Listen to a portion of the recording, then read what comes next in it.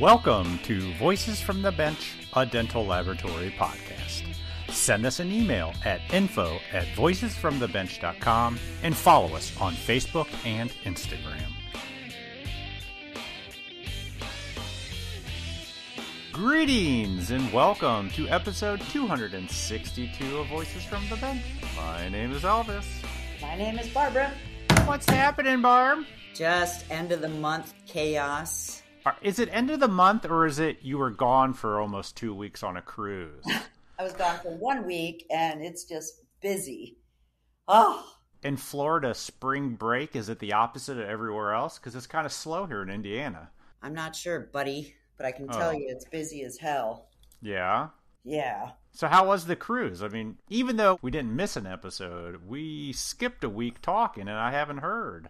Oh, that cruise was amazing. Yeah. Can't get that time back with your family and your mom and dad, and it was just, I didn't think I was a cruising person, but I'll tell you what, it changed my mind. It was just unbelievable. I saw your post. I thought it was funny. You got on this big cruise ship in these beautiful areas, and you guys all went and saw a movie. I know, right? I know. Oh, they've got Vegas shows, movies, freaking, you name it. Like, there's just never a time where there's nothing to do.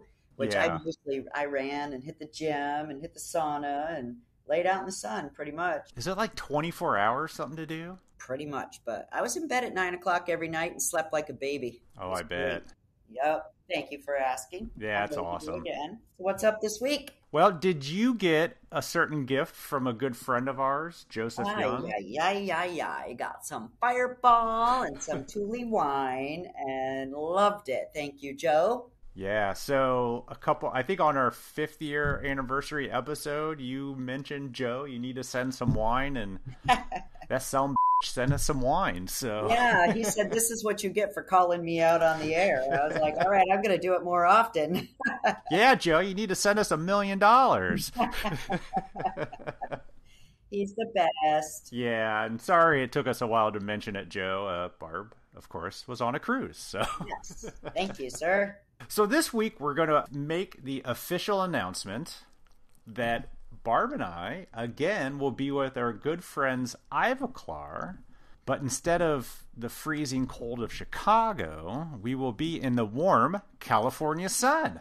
Right. Yes, so for the first time ever, we will be recording at LMT Lab Day West. That's in Garden Grove, California. All I know is Disneyland is near there. Yep. May 12th and the 13th. So, have you ever been to Lab Day West? No, I have not, and I'm super excited. It is awesome. And May is a great time to go. So yeah, I've been the last couple years when I was with Preet. I mean, sure, it's a little smaller than Chicago, but the vibe is like more relaxed. It's kind of hard to describe. California. Yeah, the venue's smaller. Even though there's less people, you seem to see more people because it's a smaller venue. If that makes sense. It does, in an Elvis sort of manner. Yeah, which, if you can make sense out of me, more power to you. Right, agree. And, of course, it'll be, probably 75, 80 instead of 18 or 20? Instead of 90. Oh. Yeah. So make sure you head over to lmtmag.com to see the event and all the speakers they got going on. And then come and find us at the Ivoclar room, where, again, we're going to try to talk to as many people as possible. Yeah, and wear your shirts. Absolutely. Good place to wear T-shirts.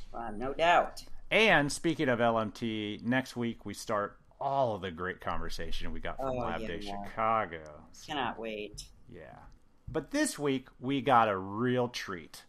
We got to chat with a gentleman that's been around for the formation and start of a lot of things in our industry. It's crazy what he's been involved with. Brian Binnie. Brian grew up at his father's lab in Canada. Even after attending dental lab school, Brian knew his hands wouldn't allow him to be a technician. So the next best thing was to go into sales and support the industry. He's been with Ivoclar when Empress came to America.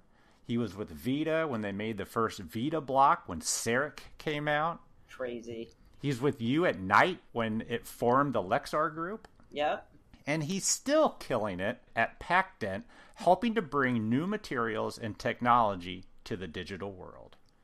It's a name-dropping galore as we chat with Brian Binnie. If efficiency and performance are what you are looking for in a compact milling system, then the Program Mill Drive from Ivoclar is the right choice for you.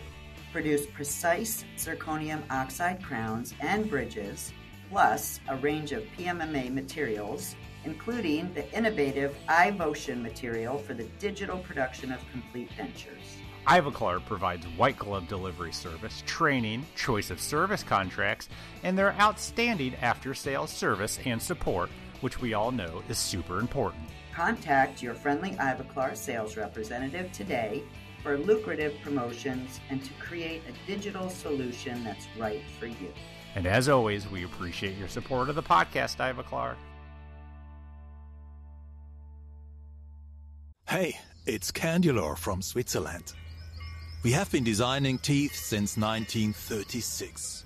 Successful tooth design knows only one benchmark: your own standards and those of your patients. Discover our tooth line PhysioSet TCR with new 18 anterior molds, manufactured specially for the US market and your daily work at your bench. If you are looking for new options in removable, get to know us at candulor.com and find out more. You will be supported and supplied by our authorized dealer, Edmunds Dental Supply. Candulor. High-end only.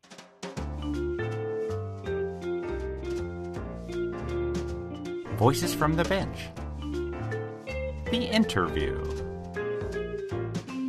We'd like to welcome to the podcast Brian Binnie. How are you, sir? I am excellent this morning in the thriving metropolis of Pahrump, Nevada.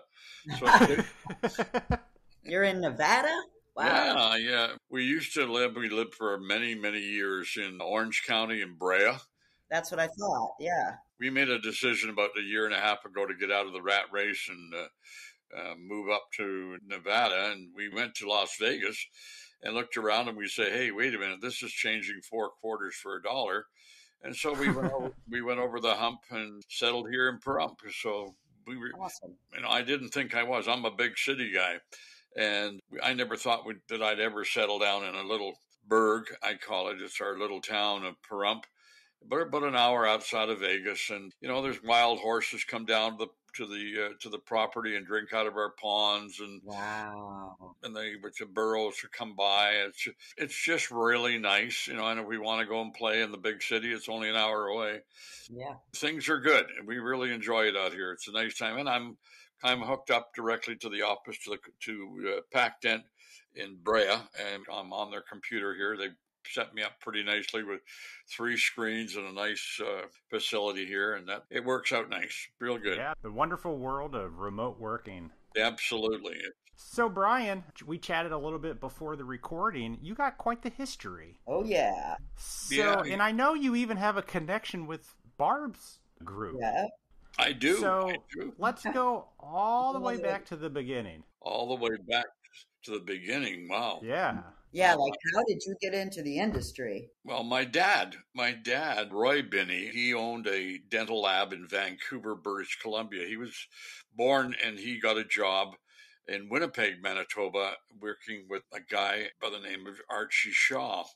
And not to get too bogged down, but a guy by the name of Walter Baluch and my dad were best buddies forever. And Walter actually went east to Toronto and opened up Shaw Toronto, that big operation back there, which was the biggest lab at the time in Canada until Hyo Meyer opened Orem. And my dad had the biggest lab in Western Canada in Vancouver. So I was born into the industry. And, I can remember that my dad bringing home cases that he couldn't get out and actually boiling them out on the kitchen stove.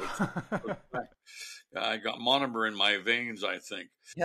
From there, he put me through dental tech school, and one of his very, very good friends was at that time the class instructor, head chief instructor. So they put me through, and because my dad was so well known in the industry, he said to me, okay, Binnie, I said, I'm going to allow you to graduate this year, but don't you ever pick up a wax spatula as long as you live. I have two left hands. There's no question. I don't know what happened in the translation, but that's what happened. So then I went into sales. So wait a minute. You graduated, but you couldn't do the work? Now, Elvis, that never happens. Right. What do they call? What do they call a dentist who graduates last in their class? A dentist. Yes. And Barb, you know that there's some of those out there. Never mind. Oh, heck yeah, I do. That didn't happen, no.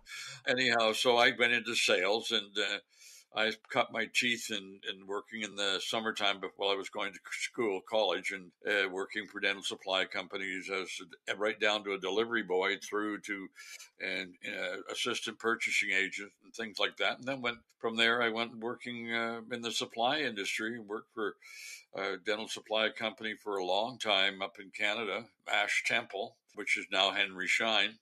And then from there went to Williams Gold, and then Williams Gold became Ivoclar. And oh my God, Williams Gold! I remember that. My dad used that company way back in Detroit, Michigan. Yes.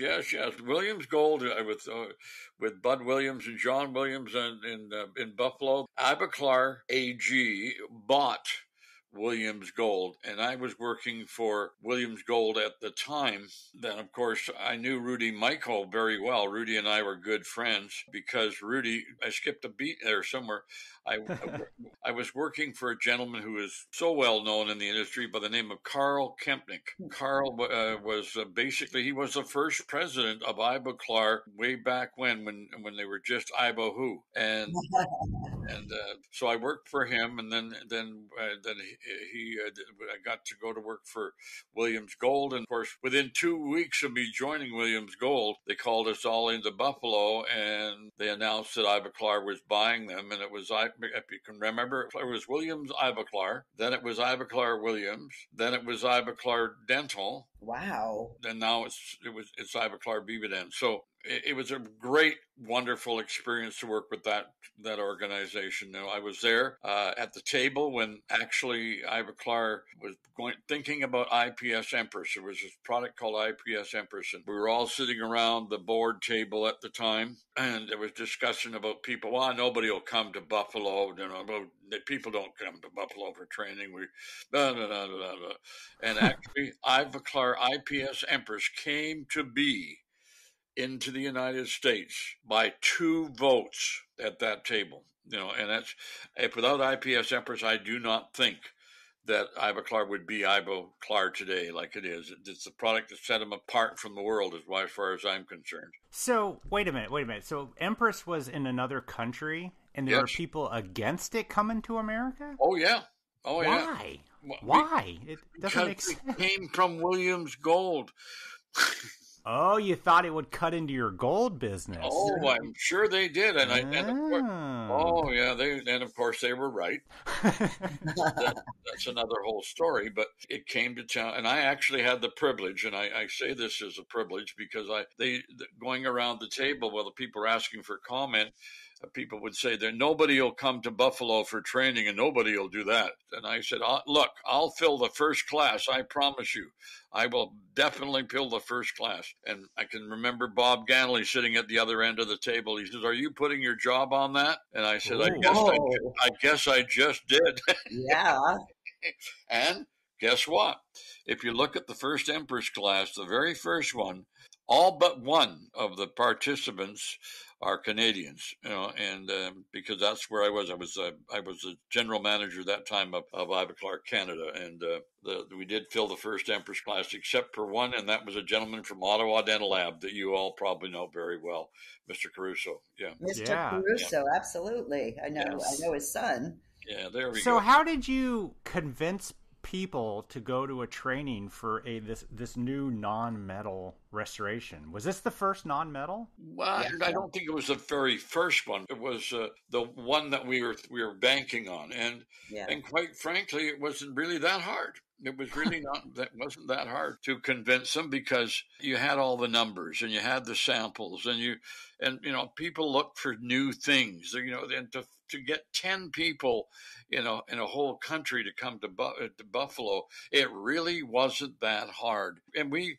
created an experience and But it wasn't just going to Buffalo. It was an experience. And I believe, Barb, you've been through it. You've Oh been yeah. to Buffalo. And at that time, we had a limo pick you up at the airport and take you to the hotel. Ooh. Oh, Mm-hmm. yeah.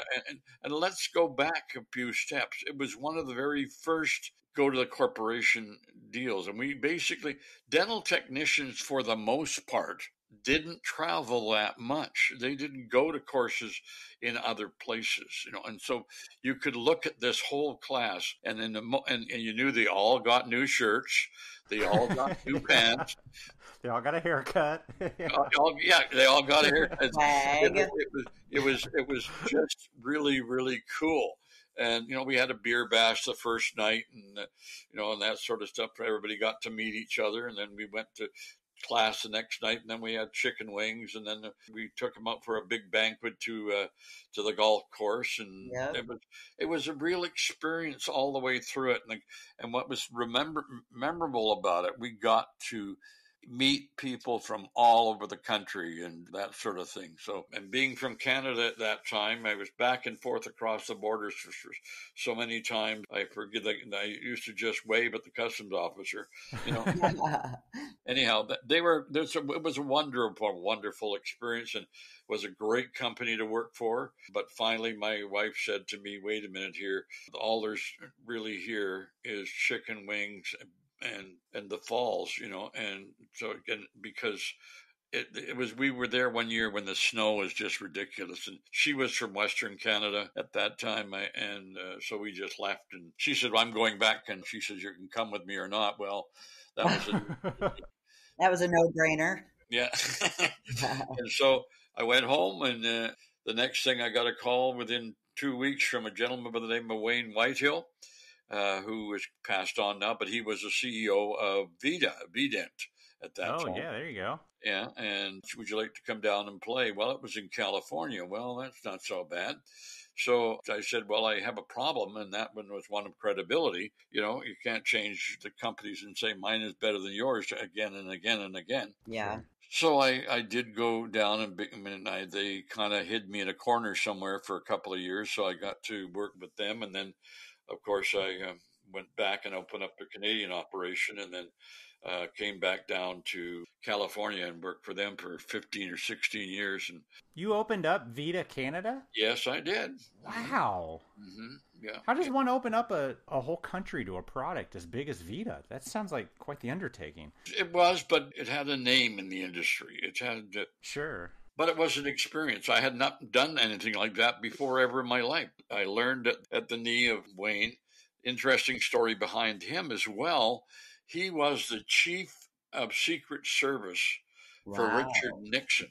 Wow. Yeah. That's crazy. That's crazy. Oh, the stories that he can tell were phenomenal. I mean, but sharing a real quick one is that he coordinated the trip to Richard Nixon to Russia.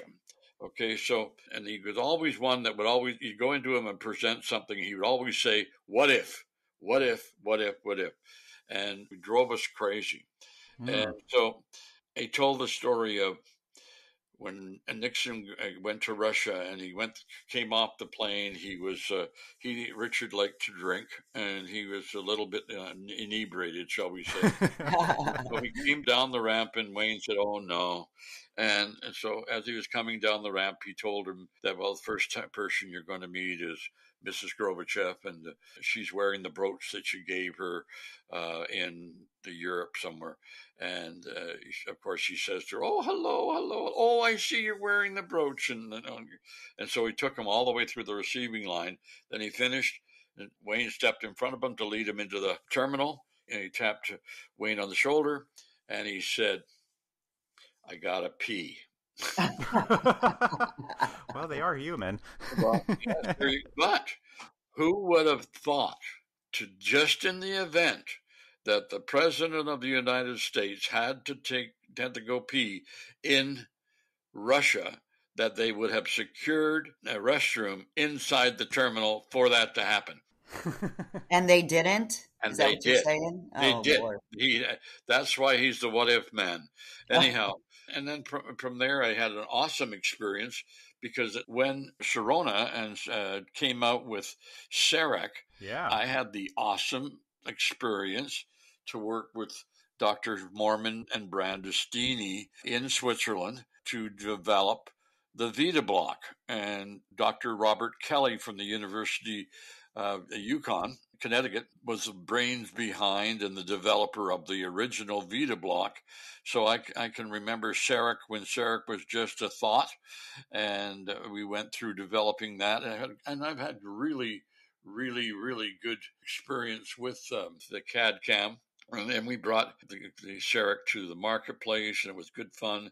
And then I had awesome experience with working with Norbert Ulmer when we brought the InLab to the marketplace and training all the people. And we just mirrored what happened at IPS Empress in Brea, and people came to Brea to learn about InLab and all that sort of stuff. And it's been a wonderful, wonderful ride so far, and it's still going.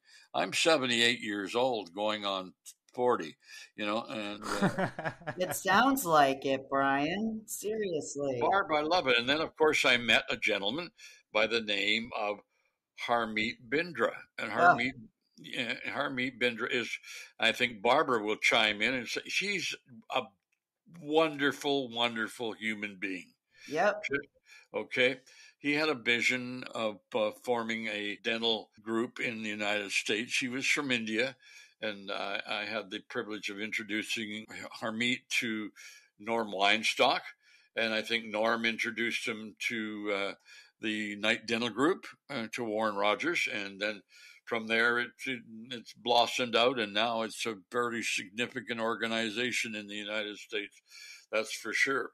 Yep. So I had that opportunity, and I worked a little bit for Mike Dental Studios, but it just wasn't my beer. So I went back into the dental product business, and I was working for a CAD CAM company at that time who's no longer around, but I worked for them, and I learned a lot about development of lasers and scanners and mills, etc. And then from there I basically retired, and about a couple of months after I retired, my wife says, "Why don't you go to Walmart and get yourself a job as a Walmart greeter?" Oh, yeah, because you're driving me crazy, honey. Get out of the house for a little while. Barb, you're absolutely correct. So I went to a company that was just 1 mile away. I didn't have any idea what they did or anything. I went there and I walked in and I said, I talked to the CEO. His name is Daniel Wang, and the company's name is PacDent, PAC-DENT. And it's a dental company, obviously. It's a dental company. How convenient. Yeah, and so I wandered in there, and we chatted, and he said, "Come on in," and I said, so we had a good time, and we told stories to each other, and he said, sure, you come to work for me, but I don't know what you can do. And I said, neither do I. He said, well, how much do you want to work? And I said to him, well, I'm more wanting to go do something and get something done. I'm not really coming here to work for money. So he said, well, what do you want? And I said, well, pay me $1,000 a month and I'll be happy. And he said, what? And I said, yeah, So I went there and worked for him, and gosh, within 2 months, my salary had changed dramatically. And I tell you, there's two people I would hang off a cliff for and know that they would never let the rope go if they were holding it. Aww. And that's a gentleman by the name of Wayne Whitehill and another one by the name of Daniel Wang. He's just that kind of a guy. He's true to the soul. Now I'm basically a special projects director, and I work very, very closely directly with him. And one of the projects that we wanted to do is get into the printing business. PacDent for many, many, many years has been a private label company. We made products for a number of big names, Dent Supply, Kerr, to name some of them. Okay. And every dental supply company, Henry Schein, Patterson, and you can keep on going all the way along. We made private labels for them in their private label brand materials. And so they were a hidden gem, but they made print material for printing, and they made it for a couple of noted, presently on the market people. And I took a look, Barb, and you are very specific about this. There's a lot of print materials out there, and the wonderful FDA all of a sudden cleared this print material to be okay to be used or authorized to be used for single crowns and inlays and onlays. Well, originally I knew, because it was our product, I knew that one of the couple of the materials that were on the market were, I looked at the physical properties and I looked at them and I said, wait a minute, this is guaranteed to break. We just don't know when, you know? And so I said to our ceramic engineers and our resin chemists, I said, we got to do better than this. And we were making it and private labeling it for other companies. And I just didn't like it. So how do you figure that out? What were you looking at? We were looking at the physical properties of the various competitive materials. I don't want to name them because they're still on the market. I know. And their flexural strength just wasn't there. It wasn't ready. Okay. And so we basically sat down and I told the ceramic engineers what I'd like to get. They haven't yet got to where I want them to. We will. We've got a prototype product right now that's going to be significantly higher in flexural strength. But we had to look at it and say, the magic number is 400. Okay. We are not there yet. Okay. And our new material, which will be a year away, will be there. There's no question. We're working with Dr. Russell Giordano at Boston University and with Mr. Lee Culp, a well-known dental technician and friend. Lee is as critical as anybody can be about making things right. Okay. Yeah. And so he's consulting with us and working with us and on the R&D team to develop the second generation of what we call Rodin sculpture. Rodin, after the sculpture who did the Thinker. And the Rodin sculpture is excellent material. We have it on the marketplace right now. It is the best. It is the industry setting standard. I don't want to turn this into a commercial, but I almost have. It's okay. But I do scream about the beauty of a product that will make technicians even more use to the community. We have focused, and we still believe that dentists shouldn't be doing lab work. Yeah, okay? I agree. That's not their training. And a weekend course in Brea, a weekend course in Amherst, a weekend course wherever doesn't turn them into a dental technician. It's the same thing with implants. You know what I'm saying, Barbara? A weekend course does not turn a dentist into an implantologist. Okay. Neither does a YouTube video. Isn't that the truth? Isn't that the truth? We think that technicians, for the most part, are very well trained people, and that should be given that respect. And so our marketing team has not marketed to the dentist. We have marketed to the dental technicians because we know they have responsibility. Let me just say one thing in here if I can. Yeah. Okay, the dental technician, is one that knows what he's doing with the material, okay? He doesn't usually take too many shortcuts. We right now believe in our material is filled over 50% with ceramic.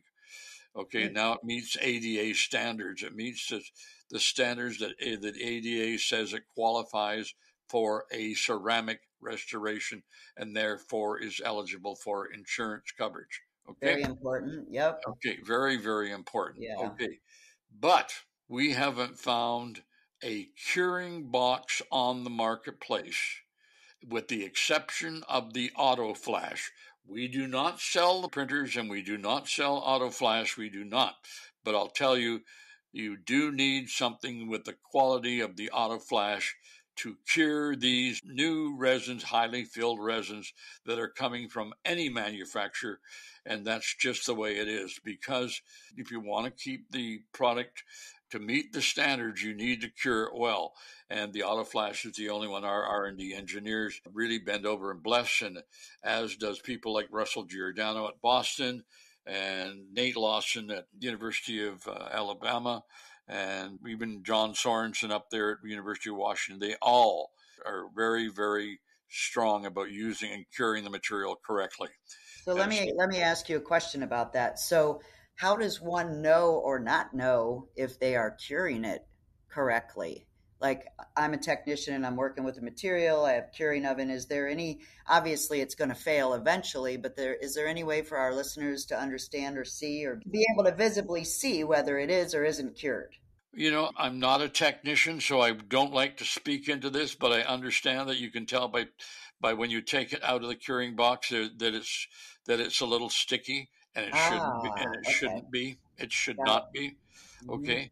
And Yep. someday when you get a chance, if there's any way you can get Lee Culp to come on the program and talk about the various printing machines and the various materials he has worked with, that would be a really interesting thing, because I'll tell you, he was so critical and still is. We had him out to the factory about 2.5, 3 weeks ago for a couple of days, because we're developing a splint material, a soft splint material.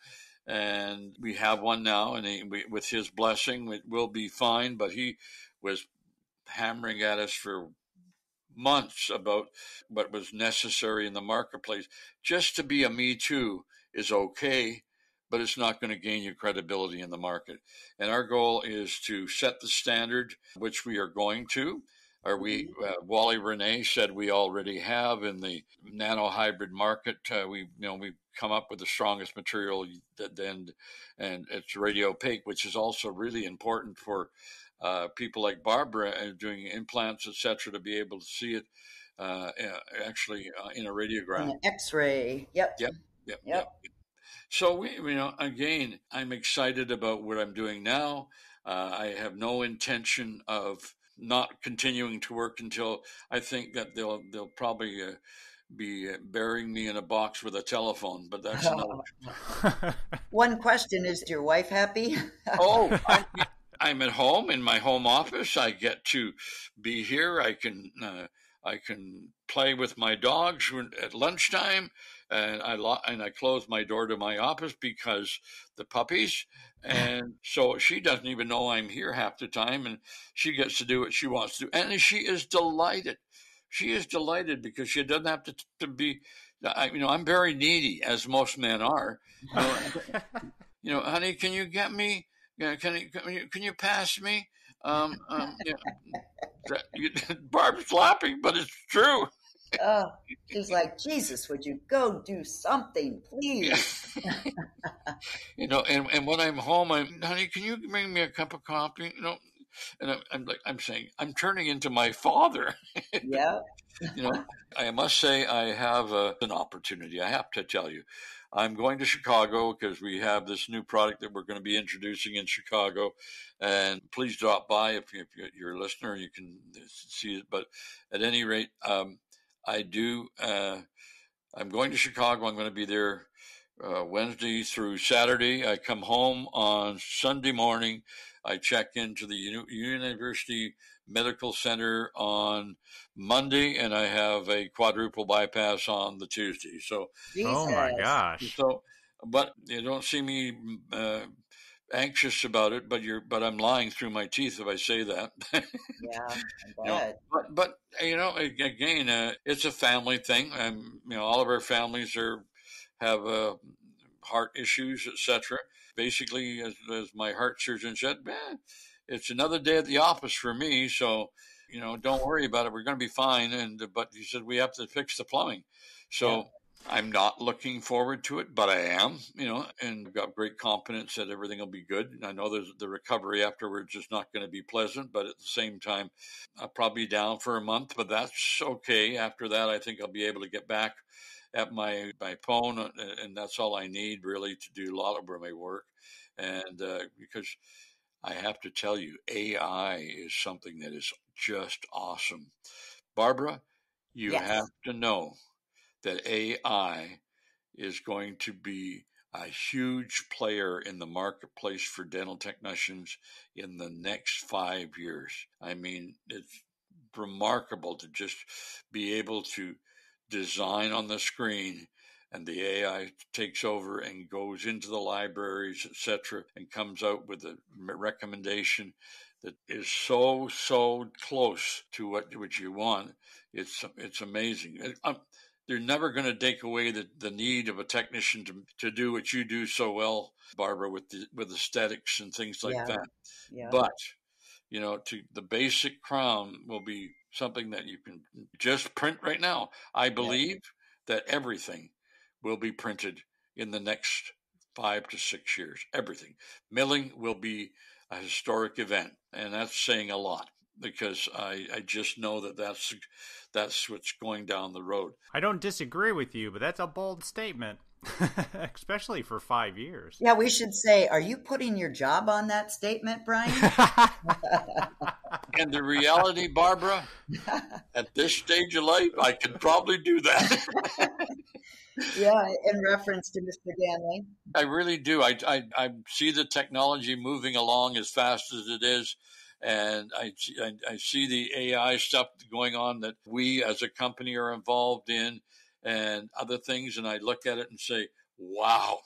I mean, things can be done so quickly to erase and get away from some of the fit problems with dentures and some of the fit problems with crowns. And we're coming out, for example, with a dental cement for rodent sculpture because, and you both know the wonderful experience that 3M went through with their lava and their ultimate material that they started popping off in the mouth because they were basically majorly resin materials and they flexed at the margin and they started popping off all over the place. And $3 million later, I guess 3M said, I don't want to do this anymore. And so every material, you have to think of it all the way through to the end. And that when I say that, our CEO, when we started out developing rodent sculpture, one of the first things he said is, how are we going to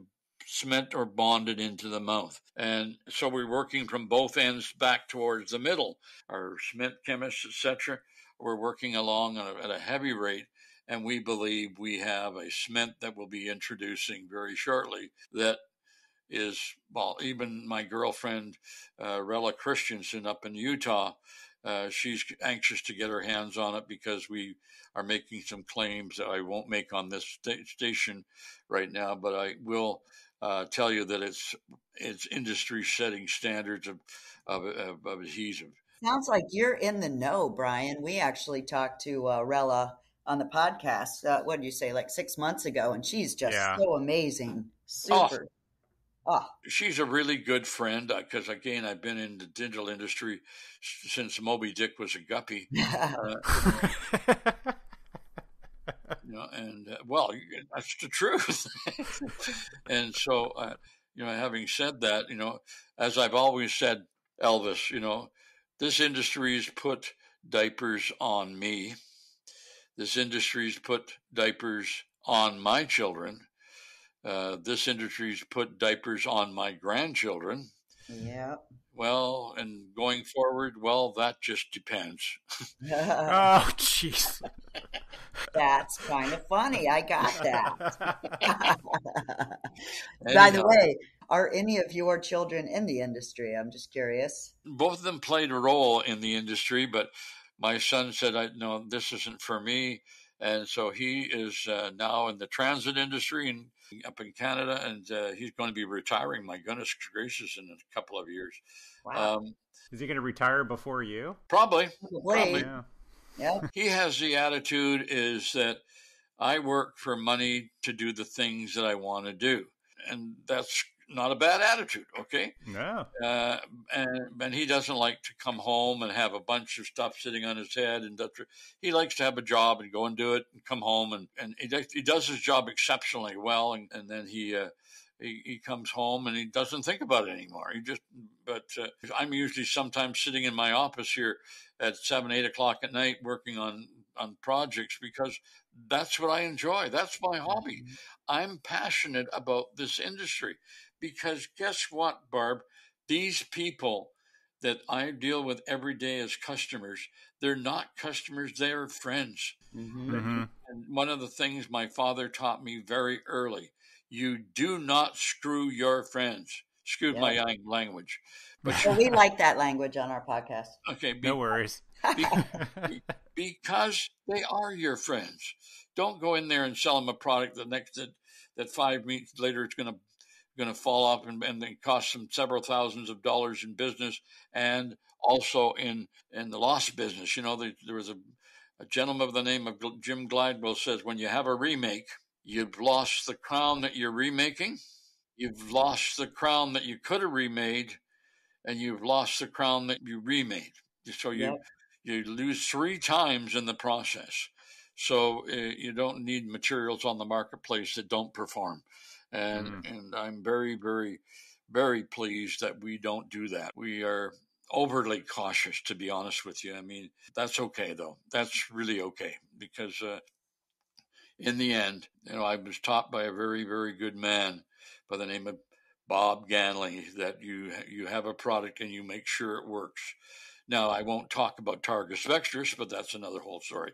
I'd like to throw that at him once in a while. I used that. I was there. Yep. Yep. Yeah. Well, there's one of the products that didn't cure. It just didn't cure. No, that's some of the things we've been talking about today. But I will share one other little gem with you can use or not use. When I first was in this business, as I mentioned, I was working for a dental supply company. My very first dental call was in a little town up in the Okanagan Valley of British Columbia, Canada. And it was in a little town called Penticton at the end of the Lake Okanagan there. And so I wandered in there as a dental supply salesperson, making my first call on a gentleman by the name of Dr. Bill Akins. I'm sure that Bill's gone on right now to the dental office in the sky. But at the same time, I have to tell you, I walked in there and I told him where I was from and all that sort of stuff. And the girl went back and said, okay. And the guy came out and Bill came out and he said to me, oh, you must be Roy Binnie's son. And I said, yes, I am. And he said, well, come on in. I've known Roy, but this was a nice thing to be able to get in. So I went in there and I was walking down the hall past an operatory and I glanced in and I said, what the hell is that? So I stopped and he noticed I'd stopped and he came back to me and I said, what's going on? What's that? He said, oh, that's my drill. I said, what? Yeah. And he went over to it, sat down, started pumping it with his foot, driving a pulley, went up to another pulley, went up to another pulley, went up to an arm. He was driving a dental handpiece with a foot pedal. It was like a manual? Yeah. It was like, wow. What? So that's going back a long ways. And of course, I've seen the old torture chairs that they used and everything else. I was there. I was there when they first dental x-ray, the big bulb tube Ritter B x-ray machine. That was the first one that was brought into the dental office. Gosh, everything was so analog, you wouldn't believe it. And now it's so digital. It's just so awesome to be part of that change. And Barb, I hate to tell you this, and Harmeet would probably flip over twice when I tell you this. I do think in the fullness of time that we are heading back in the direction of that there will be need for a dental technician in all of these, for sure, what we call DSOs now.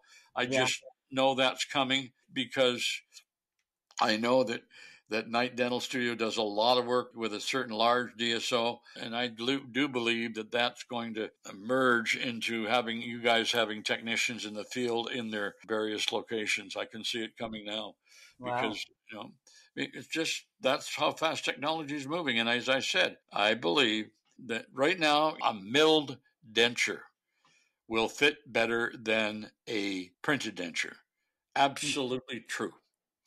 That number one. Number two, there's not today a print material that I would respect to be used as a permanent denture in the mouth. And I'm telling you that, not even ours. Hmm. I will tell you, it definitely will be on it's on the drawing board, and it's past the drawing board. We will have a denture base material within the next year and a denture tooth material within the next year that will fix those problems. Is it aesthetics that's keeping it, in your opinion, keeping it out, or is it a strength? It's strength. I think Yeah. the aesthetics, we have people like Barbara. We have a stain kit that's particularly designed. We will be introducing that in Chicago, particularly designed for the print material, the nano hybrid materials for teeth. We have a stain and glaze kit, quite extensive actually, that people like Barbara can turn these nano hybrids into really, really stunning restorations. Again, taking away the art and science is not going to happen. In other words, dental technicians are not going to lose their quotation marks jobs. They're going to be doing it differently. That's all. Yep. That's all. I saw that on Facebook the other day, and I had to scratch my head. I was like, nobody's getting rid of us. It's just not going to happen. That's just not going to happen. Yep. That's not going to happen. They're always going. And we look at industry. Yes, there's robotics. There's all this stuff going on. But guess what? There's people driving those robotic machines and telling them how to do it and what to do. And those people are not off the street. They're well-trained technologists, etc. And one of the things that we all have to remember, every single restoration is a prototype. Mm-hmm. You're not making bolts. You're not making implants. You're making devices that go in the human body. That you cannot do in mass production. You just can't. Yep. Even the size of the lecture organization, every restoration they make is a personalized, and a technician has to touch it a number of times. Yeah. Sure. Sorry, I'm getting on my soapbox here, but that's another whole story. There's so much coming down the road. I have my fingers in a lot of pies and I talk to a lot of people that are my friends that started out in this industry as one or two of them as delivery boys for dental labs, and now they actually own some big ones. As I mentioned earlier, is that my father and Walter Baluch were best buddies. Well, now his son, Dwayne Baluch, is one of the finest dental technicians that I know. And he owns Baluch Dental Studios and dental operations in Richmond. I think it is Richmond, Ontario. He's quite well known in the dental industry up there. And I think he's getting to the point where he must be 70 some odd now himself, because we're the same age. We don't even know that we're not brothers. So I'll put that. So, Brian, what do you account for you staying up on all this technology? I mean, it's hard for people half your age to keep up on everything, and here you are participating in creating new resins that's going to change the game. Well, that's not very nice of you to say, but again, what keeps you up on it? I read a lot. Let's be honest, watching the television is getting pretty boring these days. Yes, sir. There's nothing on the TV. So I sit with my phone and I read articles, and I read all the journals. I read research reports, and it's just something I do because I enjoy it. I enjoy, I'll look at a product completely different from how the advertising's written. I look at it from the physical properties and material standpoint. That's how I look at it. And then when I see it, I'll go and I'll talk to people like Russell Giordano and say, "Is this stuff any good?" etc. And I'll get the real scoop on it, because why? I get asked. It's like Norm Weinstock. I mean, Norm. He's forgotten more than most people half his age knows. Okay, and why? Because people ask, and we go out and look and find the answer. Because why? They're our friends. That's the secret to this industry is you got to do, I keep my relationships with customers that are now, that are my friends and retired and got big yachts and boats and all that sort of thing. And, and I'm sitting here watching the wild animals come down to my house and drink out of my ponds. But at the same time, I really, really enjoy still playing around. It's what keeps me, I really, without the physical issues, I look at it and say, I feel like I'm 40, and I really do. And it keeps me young because it keeps my mind active. And Elvis, Yeah. I'm not looking ever forward to retiring. It's not in my blood. Okay, it just I just don't look, because why? It's what I like to do, and if you do what you like to do every day, it's not a job. It's not a job. Yep. It's not a job. I tell my son that all the time. Yeah, and nobody understands it. You get up every morning. Why are all the members that way? The AACD, why are they all like that? Because they're passionate. Yeah. If you listen to them lecture, if you go to Gordon Christensen's lectures, he's slowing down. He's in his 70s, but you can go to them, and he starts to lecture, and he used to stand up in his 3-piece suit, and by the time he was finished his lecture, the jacket was off, the vest was off, the tie was down, and he was like an evangelistic preacher at that point. Yeah. Because he's passionate. It wasn't all about him making money. It was all about him sharing what he's experienced. And he's still like that today. I salute the man, but at the same time, that's what this industry does to people. Once a dental technician, always a dental technician. I don't think when I'm gone, they're going to embalm me. They're going to actually embalm me with monomer. Oh, yeah. I hope. And boil me. Boil out, yeah. Why are you going to Chicago for such a long time? 50 years. Are you going to LMT and the doctors? Yes, I'm going to. Of course, I love to be at LMT. I do have some meetings over on Thursday at McCormick.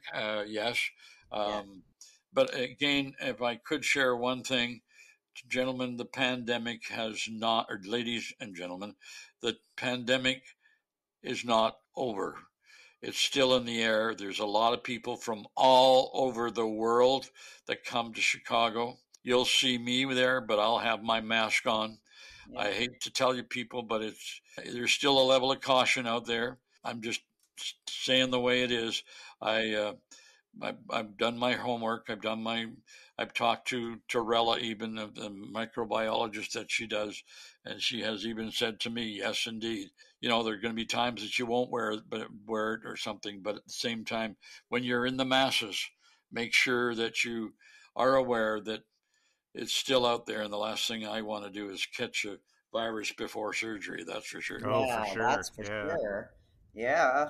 Anyhow, it's been a wonderful, wonderful time chatting to you, and it really is. I really enjoyed it this morning.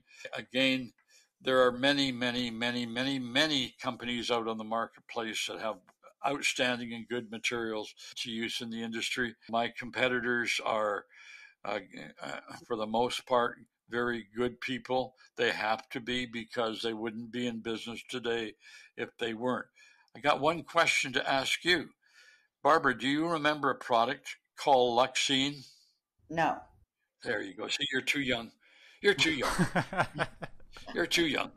There was a denture product called Luxine, and it was an injection molding product. Okay, and all big laboratories around the North America, they got sold on this Luxine material. It was a resin plastic injection molding, but you had to have the whole lab replumbed for this and everything else.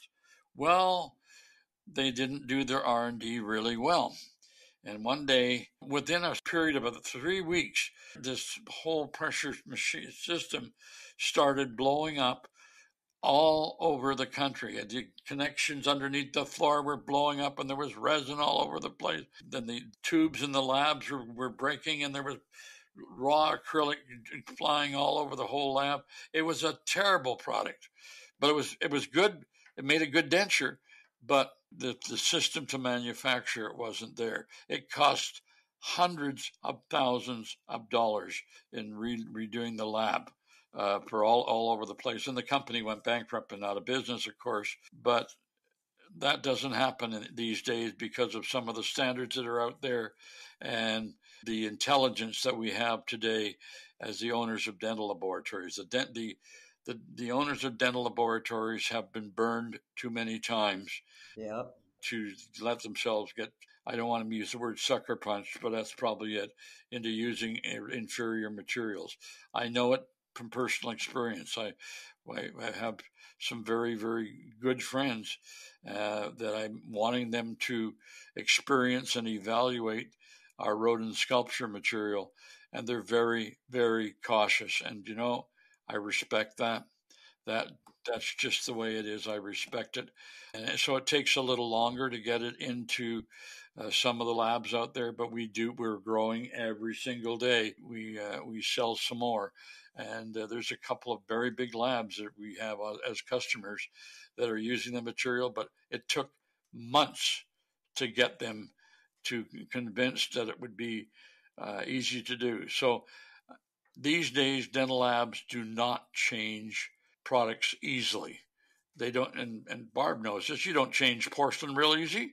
Heck no. Yeah, that's right. I mean, you've been using the same porcelain that you're using since when? Oh, it's got to be at least 12 years. Well, yeah, probably 10 years. There you go. You go. I had the awesome opportunity and experience this in my career to work with the United States Air Force. And I used to get criticized. I used to go up to Peterson Air Force Base and also some of the other ones around the country, Elmendorf, etc., and be the special accounts manager for these things. And my boss used to keep coming back to him at Vita, he says, well, how come they haven't bought anything? I said, it's a process. It's not an event, And 6 years after I started the process of working with them, I had the awesome experience to bring to the president of Vita or Vident an order for over $1 million in porcelain for the United States Air Force. And we had to send, again, the responsibility of the manufacturer. We had to send, part of the deal, send a couple of technicians to every Air Force base, every United States Air Force base in the world to train them on Vita porcelain. Wow. And so that was an awesome, awesome story. And it was a great sale, obviously. And all my boss said to me was, thank you very much. That's great. We spent a lot of money to get this order, And I'm looking at him. Was there a word in here? Thank you.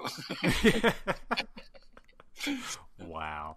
But eventually he was very, very generous, and I was very excited about the opportunity. But again, my point of the discussion is that don't change easy. If they change easy, they'll change easy again. Yeah. So it's very, very worthwhile to thoroughly train people. I tell you what I see happening out there is there are some companies that are all of a sudden they're on the printing fad. Let's sell a printer to every dental office in the country. Wonderful. They're sitting in dental offices as bookends because their dentists are not technicians. And, oh, by the way, buy my printer. Oh, by the way, you have to buy the ExoCAD or somebody's software. Oh, really? Yeah. Oh, yeah. Okay. Now you have to have somebody to run it. Oh, my dental assistant can run that. Oh, yeah. Okay. That's fine. Here's a video. The video. Yeah. Not. So I do see there's that not being a very good model because, again, with printing in the dental office, you have to change materials. Okay. Changing materials in a dental lab, especially a printing material, isn't really an easy, clean job. Okay. No, it isn't. All right. Well, Can you imagine this in a little tiny dentist office, of them be changing the materials and not knowing what the material is and getting it all over the place and getting the resin on the $10,000 lab tabletop that they have in there, and then can't get it off, and it gets hard because it's photosensitive to light and it starts to cure off. I've seen some real clam bake. So again, I don't think that the dentist's office are going to take over the restoration business from the dental technician. That's not something I see happening very, very soon. That one I'll give you 10 to 20 years on at least. There you go. I do see, Barb, I do see them, dental offices printing splints and things and night guards. Yes, I do see them doing that. That's fine with me. I was going to say, that's fine with you. Yeah, that's fine with me. And that's what I see. If the printers are used correctly, that's what I see them doing. Yep. But I don't see them getting into printing restorations. There's too much knowledge. Everybody has to, all they have to do is think of one thing. In the real world, when they run a bridge across a river, can they send out anybody to do that? No. Nope. No, because it's an engineering project. A lot of steps and little check marks on a lot of boxes to be checked. Well, guess what you're doing inside the mouth? You're building a bridge. Yep. And everybody doesn't think of dental technicians as engineers. I do. Oh, yeah, for sure. I do. A denture is basically a full mouth reconstruction. That's what people need to really think. It's not just a denture. If it's a properly made denture, it's a full mouth reconstruction. Well said, and I think we should take a wrap on that note, because I think you just said something super positive, which I love, and I completely agree with. And thank you very much for coming on our podcast, Brian. Well, thank you for inviting me. You invited me. You guys do an awesome job, and it's just so much fun listening to you, because that's part of one of the things I do to stay up on things. Thank you very much again from the thriving metropolis of Pahrump, Nevada. Thank you. Thank you. Brian, good luck on your surgery. Thank you. And we wish you good thoughts, and you'll come out, I believe, even stronger. Thank you.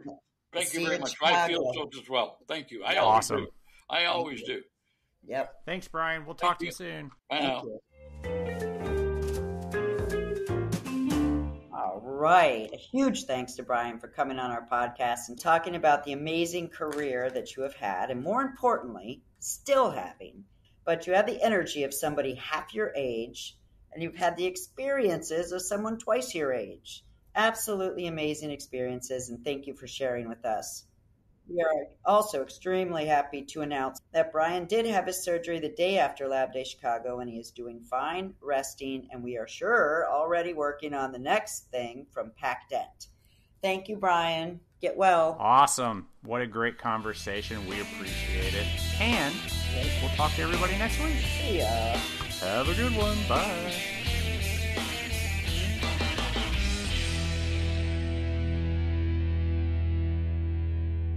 Hates to be you. Yeah.